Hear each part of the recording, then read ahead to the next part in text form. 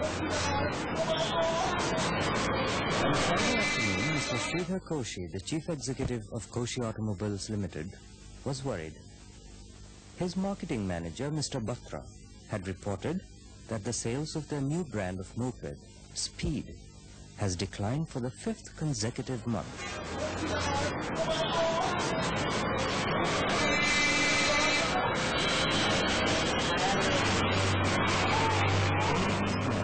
He was comforting himself by assuming that the market was dull and that it would pick up soon. But he was not prepared to accept a fall in sales month after month. He decided to analyze the demand picture more systematically. Having achieved reasonable success in making motorcycles for over 2 decades, Koshi Automobiles Limited had launched their moped, and a scooter was on the drawing board. If the moped fails, he thought, and shuddered, will his board approve the scooter launch? Batra, can you come in please for a minute? Thank you.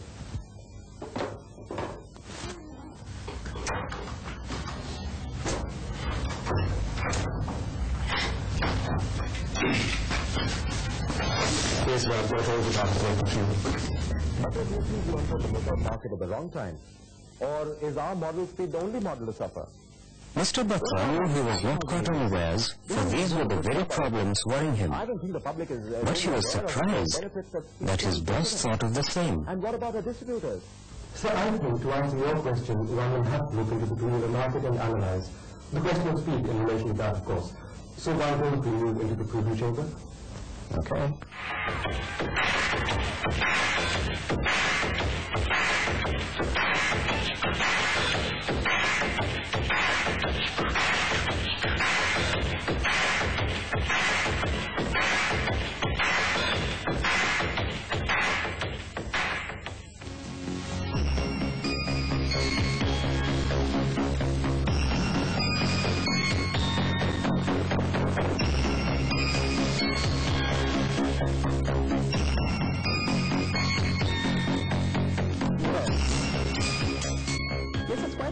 That in 1987, the growth of the two-wheeler market was modest. And if you see, the sales of motorcycles in fact dropped. And Batra, if you see the figures for 1986, the moped market was pretty stagnant. Does this mean the boom for the two-wheeler market is over? So I think to answer your question, we will have to look into the sales figures before we can comment about the growth rates in the round.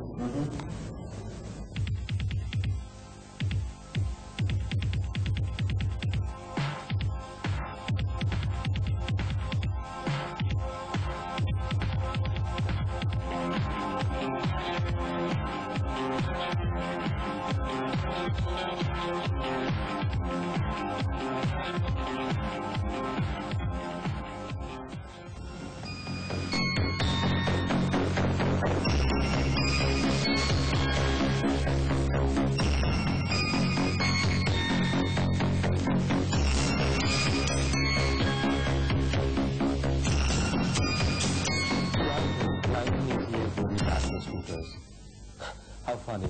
86 mopeds stagnate, 87 motorcycles suffer negative growth, and now it's the turn for scooters. Batra, you should be an astrologer, not a marketing manager. In 1988, for most part of Bajaj Auto's one factory was closed, hence scooter production declined. Since Bajaj Auto has more than 70% of the scooter market shares, any bottlenecks for that company would be reflected in a fall in sales.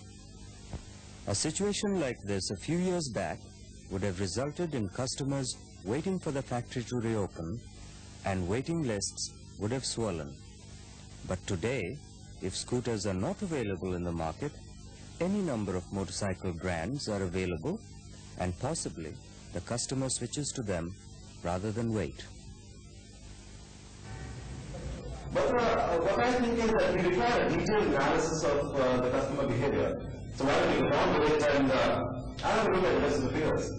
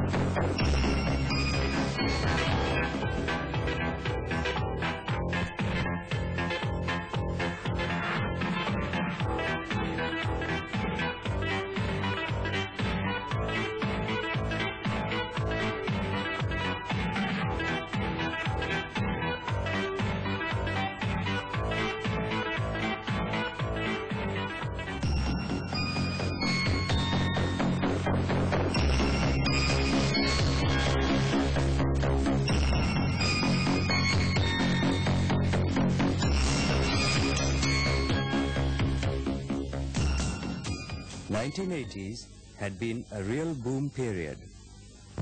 5 out of 8 years from 80 to 87, the growth in sales was over 20%, with only a measly 3% rise in 87.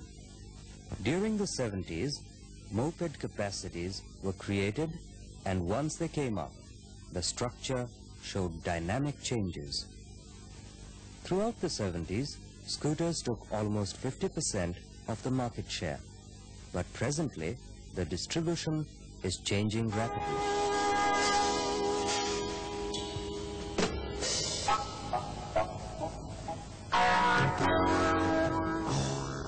Batra, why don't you come in?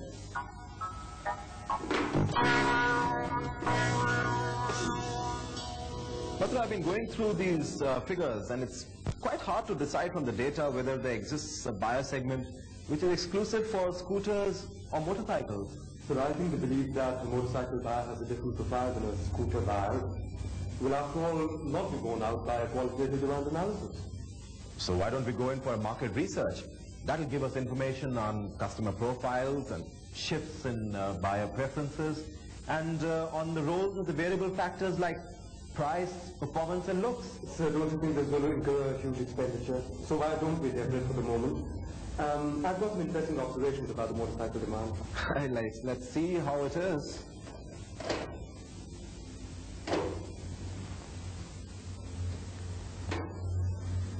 Sir, until 1985 there was no motorcycle in the 100cc engine capacity segment. And thereon the demand appears to have shifted. So new vehicles like the Hero Honda, the Suzuki, Escort, Yamaha and Bajaj, Kawasaki, they're all snatching the market shares from the older brands. I think we must introduce a new motorcycle. Otherwise, in our search for a new scooter market, we might lose out on a traditional motorcycle market. And I've got figures to substantiate this.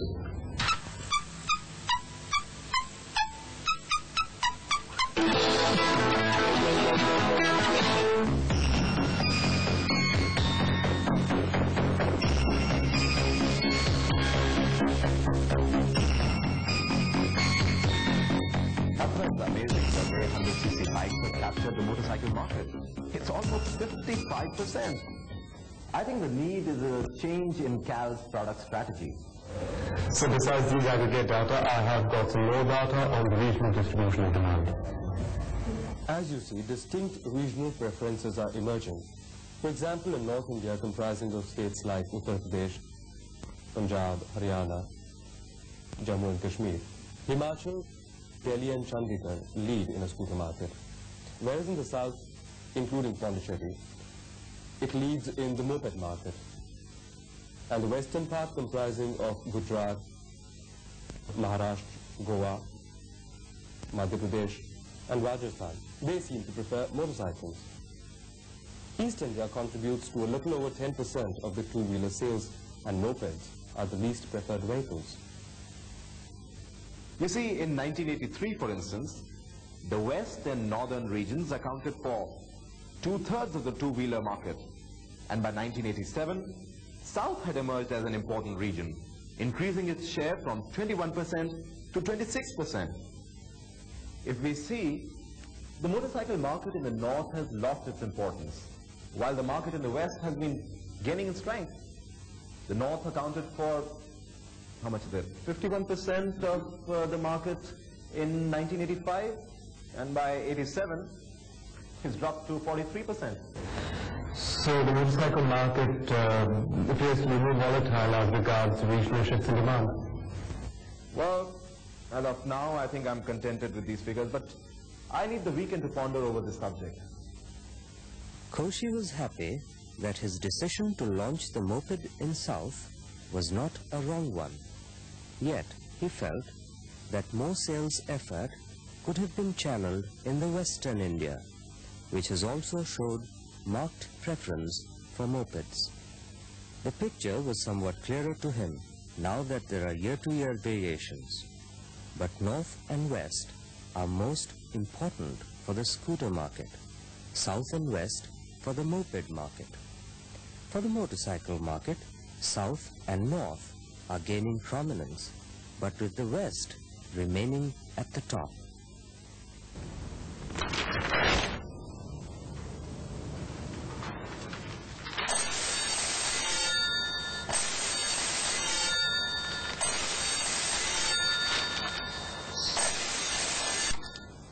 Hello. Hello, is that 6838935? Yes? Mr. Koshi? Yes? Batra this side. Hi, Batra. How are you? Fine. Mr. Koshi, there's a special problem regarding the figures of regional analysis. I think we are ignoring the aspects of sales tax. But, Batra, how does it affect your observations? Mr. Koshi, at present, I think the state of Rajasthan imposes sales tax at a much lower rate than Haryana. So I think customers could easily purchase low-priced two-wheelers from Rajasthan. I get a point that this could distort our analysis, but I think our broad-based understanding based on the regional sales trend is quite indicative of the customer preferences. Batra, granted that the company had not been doing well in the moped segment, but the market was at worst stagnant, and at best growing at 5 to 7% in the more recent period. Thus, even if one were not too optimistic about future demand, the sales should never go down month after month, unless the nature of demand is seasonal. And it's quite unlikely that two-wheelers could be like ice cream parlors, which do brisk business in the summers and hardly any business in the winters. So, Batra, why don't you find out if there's any seasonal pattern in the sales of two-wheelers? Batra had carried out the analysis but was a little hesitant in sharing it with Mr. Koshi. In his opinion, it was too mathematical and thought Koshi may not understand the working. At the same time, he was sure that Koshi would get the main concept since it was simple to comprehend. After some thought, Batra decided to educate Koshi about the details of the computation of seasonality index. Sir, if you have reasons to believe that in a typical year, the sales will tend to be higher in summer and low in winter, then seasonality index will help you to quantify this belief. Mr. Koshi, are you aware of moving averages and centered moving averages? If I'm not mistaken, moving averages are used to remove random ups and downs. Yes, you are quite right. And if you are studying month-to-month variations in a year, then the moving averages should be of the 12-month variety. So have a look at these figures. They represent the month-wise sales of two-wheelers from 83 to 87.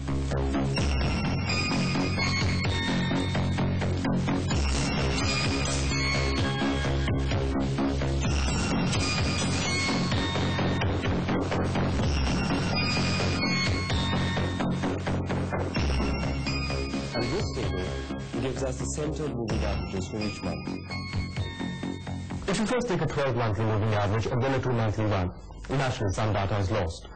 Hence, if you take a 5 or 6 year period, the loss of data does not affect analysis. So then, once the centered moving averages are compiled, the computation of a seasonality index is not really a problem. Essentially, it consists of the following steps. The first step is to arrange all centered moving averages so that January figures are represented in one row, February in one, and so on up to December. This table has been arranged in this fashion. The second step is to find out the averages for each month. That is the average figure for January over all the early data, February over all the early data, and so on. The last column of this table depicts this. The third step is to take the total of all the monthly averages. For our purpose, it's 1101. Now suppose there was no seasonality. Then this yearly sale of 1.1 million two-wheelers would be equally distributed over all the year. Of course, this is not the case, so we get month-to-month variations. Now, if we designate the mean non-seasonal figure as 100, then the total yearly sale would be 1,200. For January, therefore, the seasonality index would work out at 92 divided by 1101 into 1200, which equals 100.272. For June, it would be 98 divided by 1101 into 1200, equivalent to 106.812. The 5-yearly data 83-87 reveals that in a typical year, sales in July will be lowest and those in June the highest. This is how the particular table has been tabulated, which gives us all the indices month by month at column 1. Relax, Batra, why don't you have some coffee? Tell me, what use will you put these seasonality numbers to? Suppose we have a sales forecast for 1988.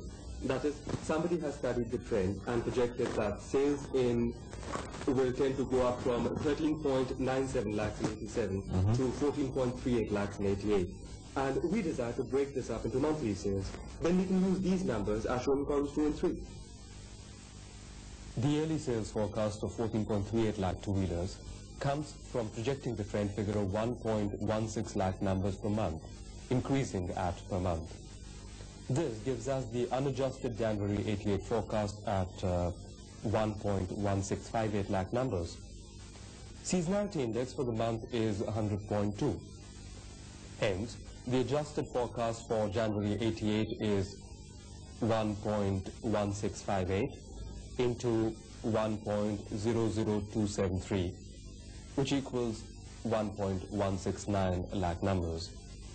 Similarly, February 88 is 0.5% over January 88, and hence the unadjusted forecast is 1.1716 lakh numbers. Multiplying this figure by the seasonality index of February 88 and dividing it by 100 would give us the adjusted forecast for that month. Column 3 of this table is computed in this fashion. Thus, the seasonality indices can be used to find out the sales forecast, taking into consideration, of course, the seasonal nature of sales. Well, Batra, you are a true economist. But how do you suppose that the demand for two-wheelers is 14.38 lakh numbers and not 16 lakhs or 12 lakhs for that matter? It's only when you have such forecasts that you can put these seasonal indices to use. And then, of course, there is this question of demand. Yes, you are right. But there is a method called multiple regression which helps us to do this kind of forecast, but I'm not going to load you with all those details now. I've asked the computer boys to do a presentation Monday morning, 9:38. That's good.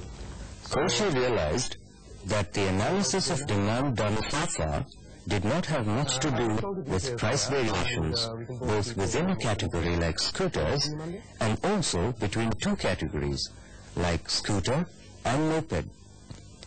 Once the link with price is understood, qualitative research and a long-range forecast would give him the most comprehensive analysis of demand.